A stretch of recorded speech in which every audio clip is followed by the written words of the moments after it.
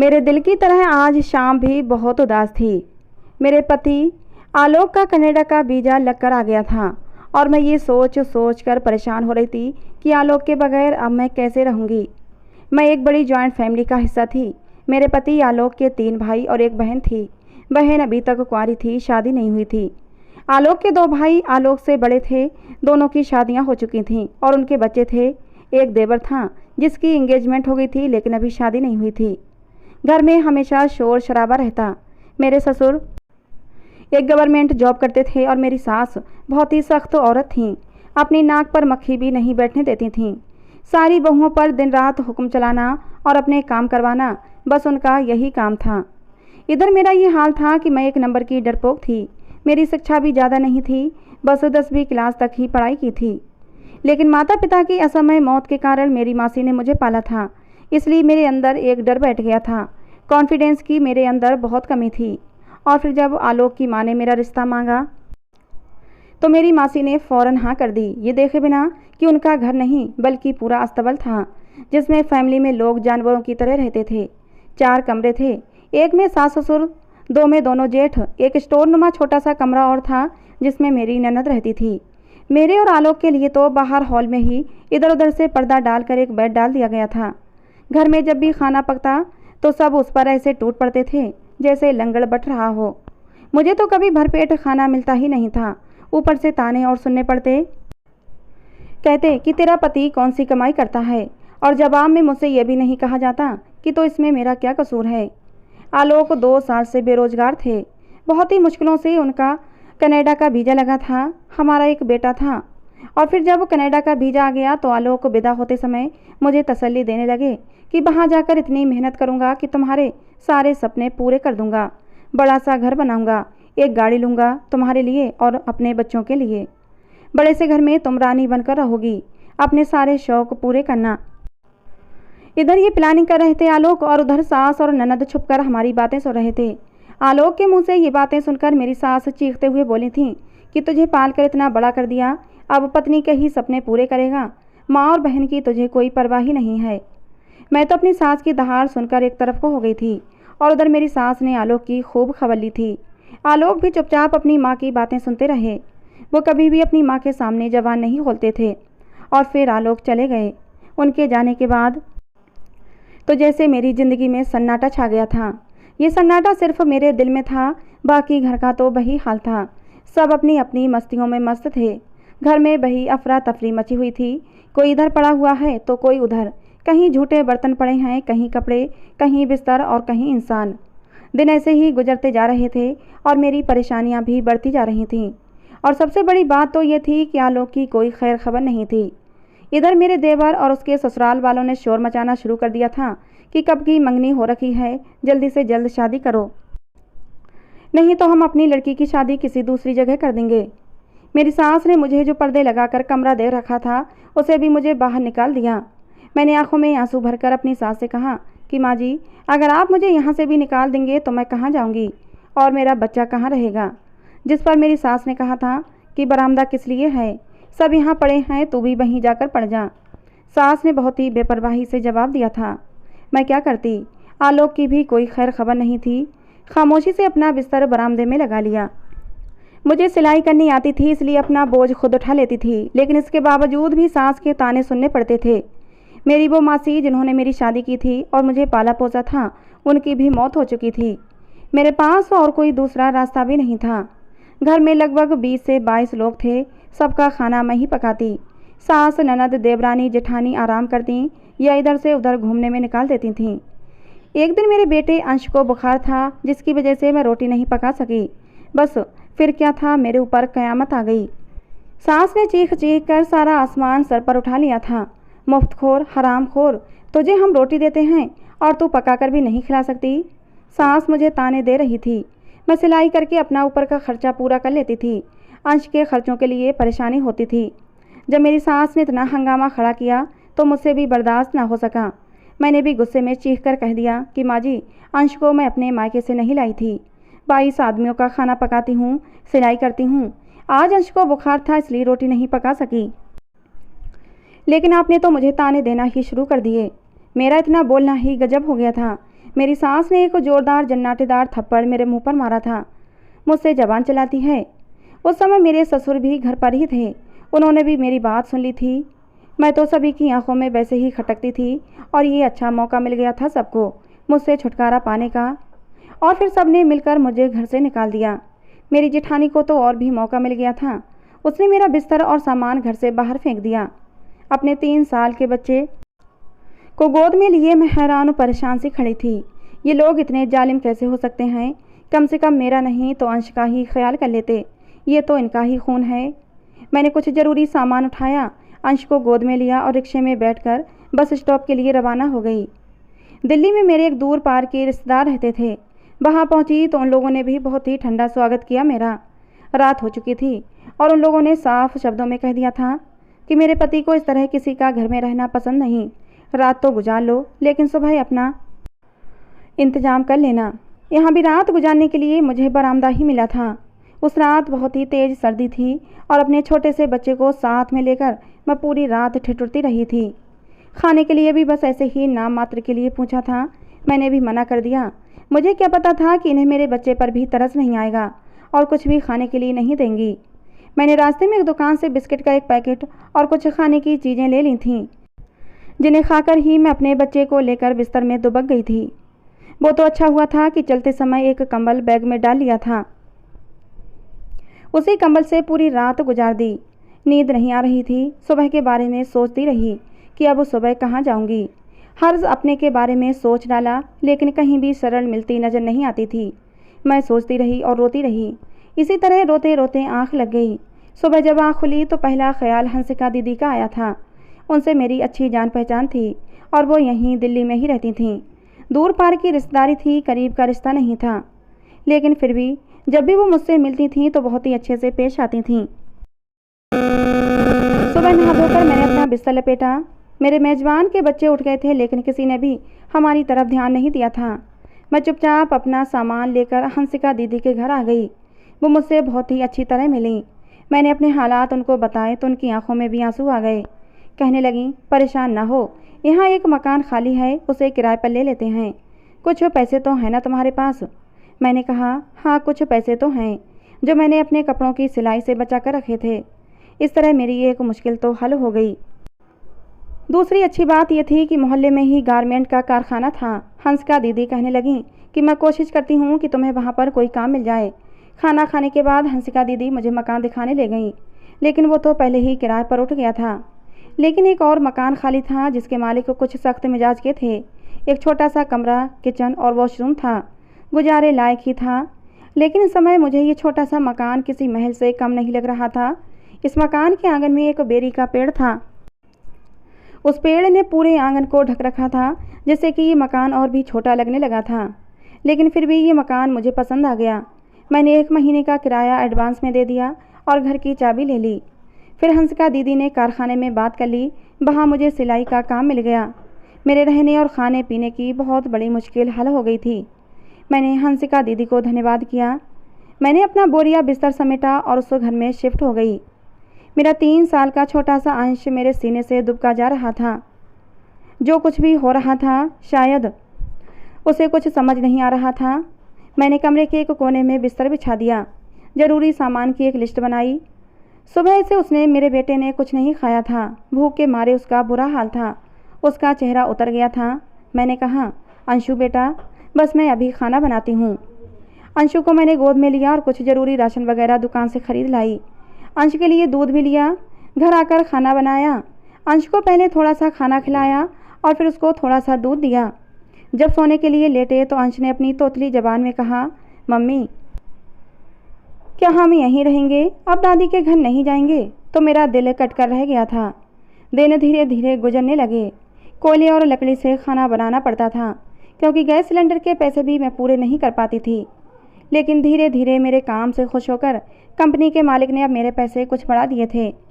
लेकिन कपड़े सी सी कर मेरा थकान से बुरा हाल हो जाता था। लेकिन जब पैसे मिलते तो सारी थकान दूर हो जाती। जब कोई शरीफ औरत अकेली होती है तो उसे बहुत सावधान रहना पड़ता है। मैं भी बहुत सावधान रहती थी।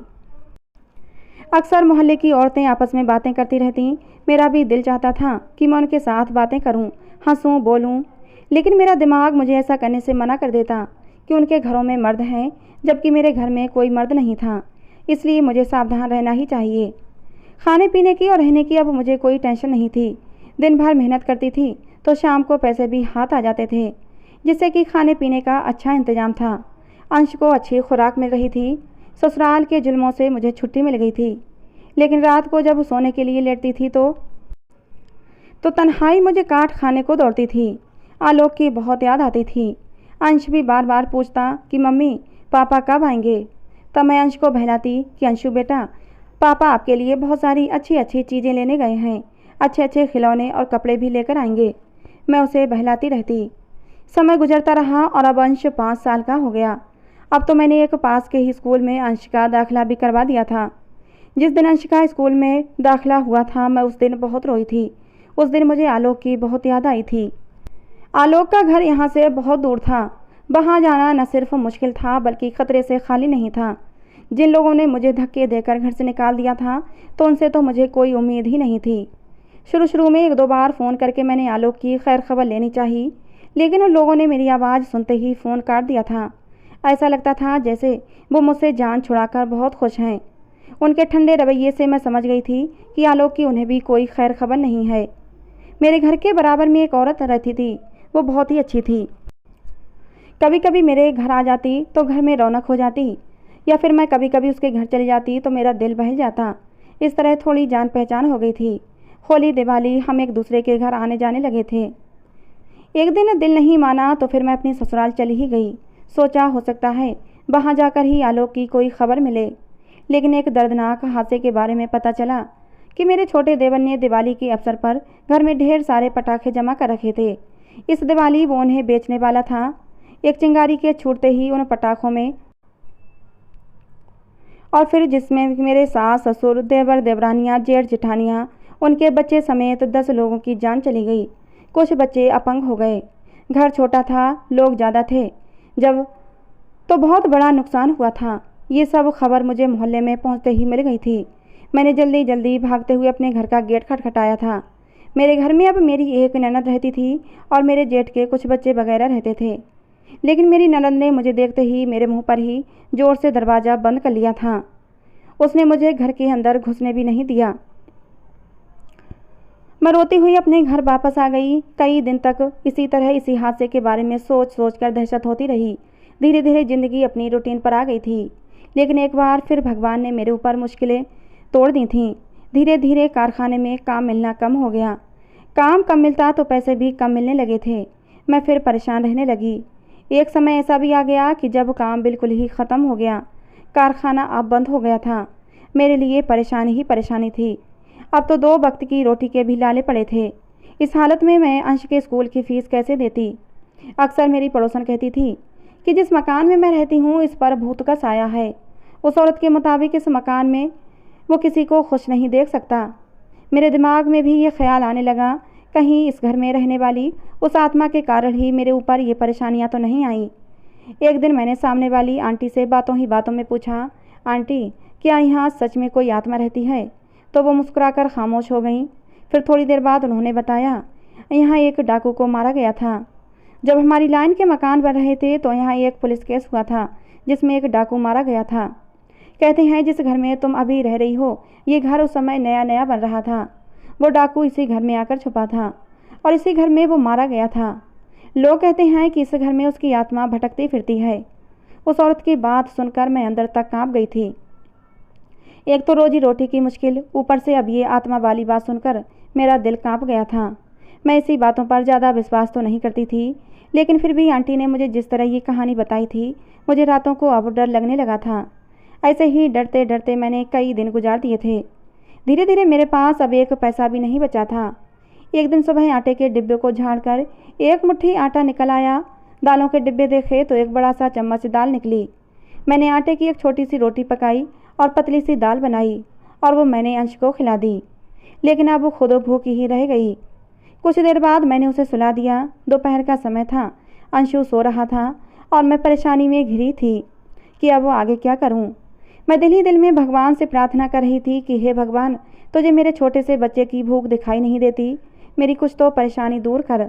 जब मुझे घर से निकाला गया था तो तूने ही रात गुजारने के लिए जगह दी थी, तूने ही मेरा रहने का ठिकाना किया था, मेरे खाने पीने का इंतजाम किया था। मेरे दिन बहुत ही सुकून से गुजर रहे थे, लेकिन अब मुझ पर फिर से बुरा समय आ गया है। मेरे भगवान, अब फिर से तू ही मेरी सहायता कर। रो रो कर मेरी आंखें सूज गई थीं। जब आंसू सूख गए, गला दुख गया, तो मैं अब चुप हो गई। मैंने अंश की तरफ देखा। अंश अभी भी बेखबर सो रहा था। मैं बाहर आंगन में आ गई। पिछले 2 दिन से मैंने कुछ नहीं खाया था। भूख की वजह से मेरे पेट में आग लगी हुई थी। किससे मांगूं?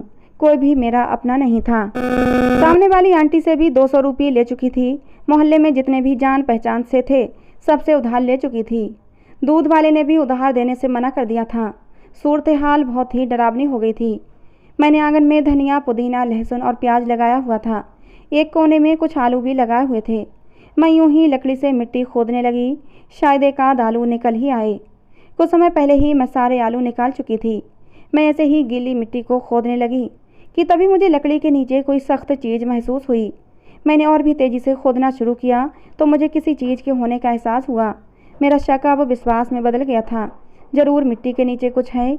मैं जल्दी से भागकर किचन से चिमटा ले आई। रात से भूखी होने के बावजूद पता नहीं इस समय मेरे अंदर इतनी ताकत कैसे आ गई थी। मैं जल्दी जल्दी मिट्टी को चिमटे से खोद रही थी। जल्दी जल्दी हाथों से मिट्टी हटाई तो मिट्टी के नीचे एक बक्सा नजर आया।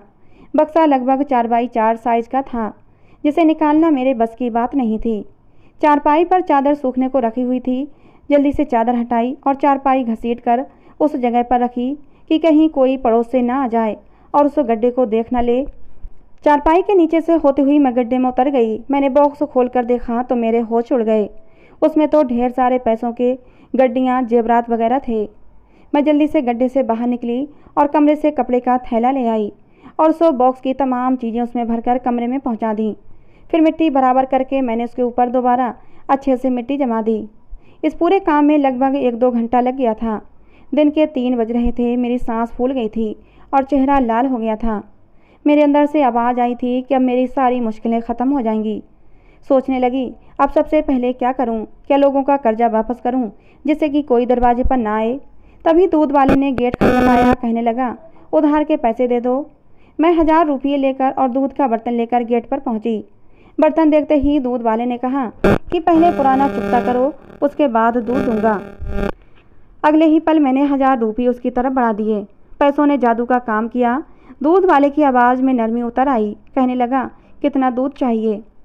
आज के लिए दूध लेकर मैंने उसका सारा उधार चुकता कर दिया और उसे अब और दूध देने के लिए मना कर दिया, क्योंकि पैसे न होने पर उसने मेरे साथ जिस तरह का रवैया रखा था, मुझे उस दूध वाले से चिढ़ हो गई थी। उसके बाद घर के सामने वालों का कर्जा उतारा। शाम को मकान मालकिन मेरे घर आई। उसकी आंखें चढ़ी हुई थीं। मैंने कहा, नमस्ते आंटी, लेकिन उसने मेरे नमस्ते का कोई रिप्लाई नहीं दिया। गुस्से से बोली, मेरा 2 महीने का किराया हो गया है, कब दोगी?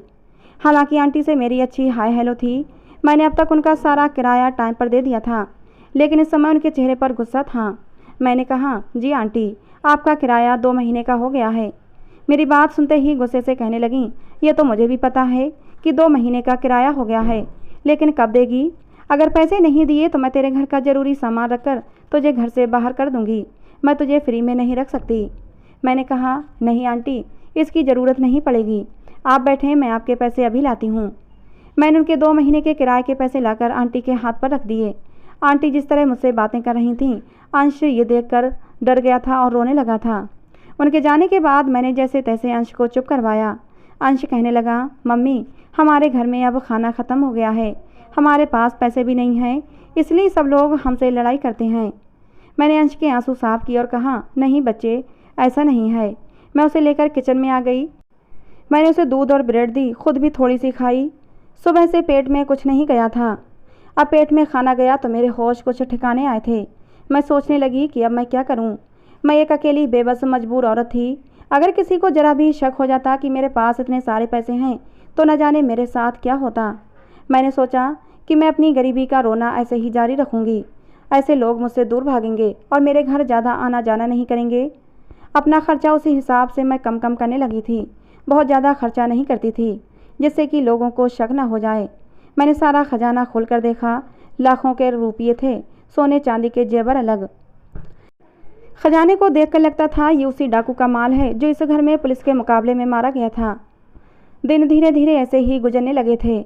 मैंने मोहल्ले में जान पहचान वालों से कह रखा था कि कनाडा में मेरे पति की अब नौकरी लग गई है और वो मुझे पैसे भेजने लगे हैं जिससे कि उन लोगों को मुझ पर शक न हो। लेकिन फिर भी रात को मुझे डर लगा रहता कि कहीं घर में चोरी न हो जाए। मैं बार बार खजाने को देखती, पूरी रात ऐसे ही निकल जाती। दिन ऐसे ही गुजरने लगे। अंश को स्कूल छोड़कर घर के कामों में लग जाती।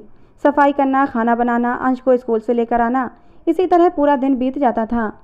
एक दिन घर के दरवाजे पर दस्तक हुई। दरवाज़ा खोला तो मोहल्ले के कोने वाले घर से एक औरत थी जो एक दिन अपनी बहन के साथ मुझसे अपना कर्जा लेने आई थी। उस दिन मुझसे कितना लड़ी थी। मैंने उसे वहीं आंगन में बिठा दिया। आज तो बहुत ही खुश होकर बात कर रही थी।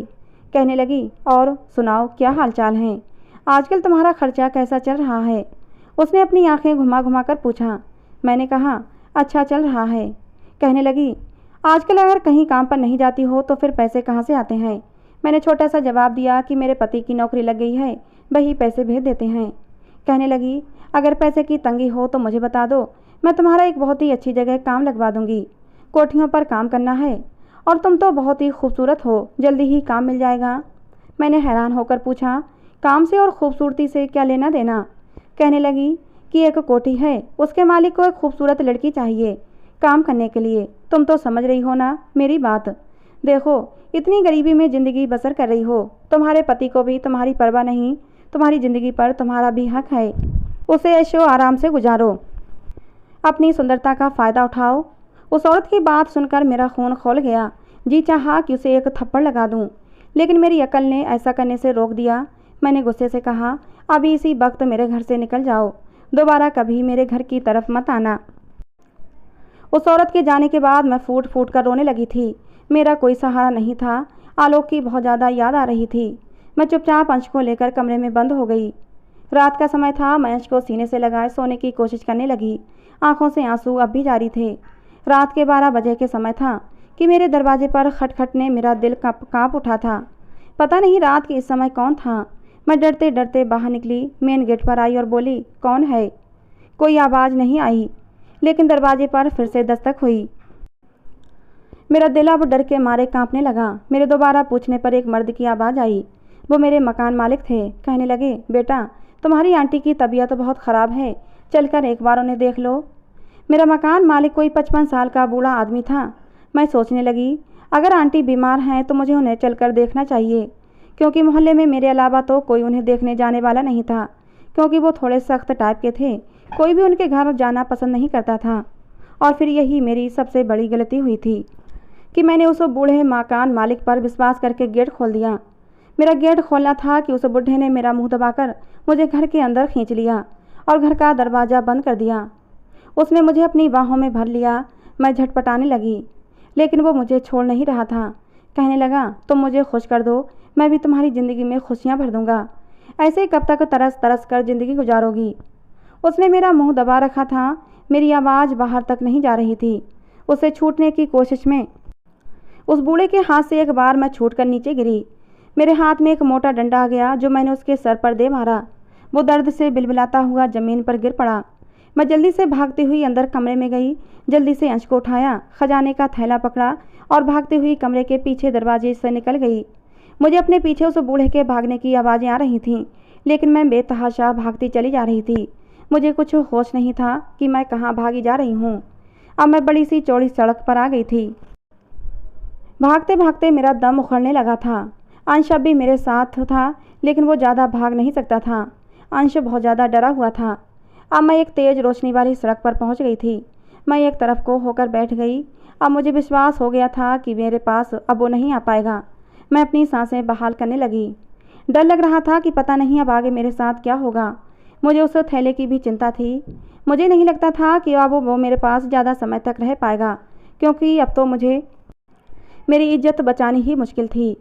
अभी मैं बैठी घुटनों में सर दिए रो रही थी कि तभी पीछे से किसी ने कंधे पर मेरे हाथ रखा था। मैं डर के मारे एकदम मुड़ी। मेरी सांस जहाँ की तहाँ रुक गई थी। मेरे सामने तो आलोक खड़े थे।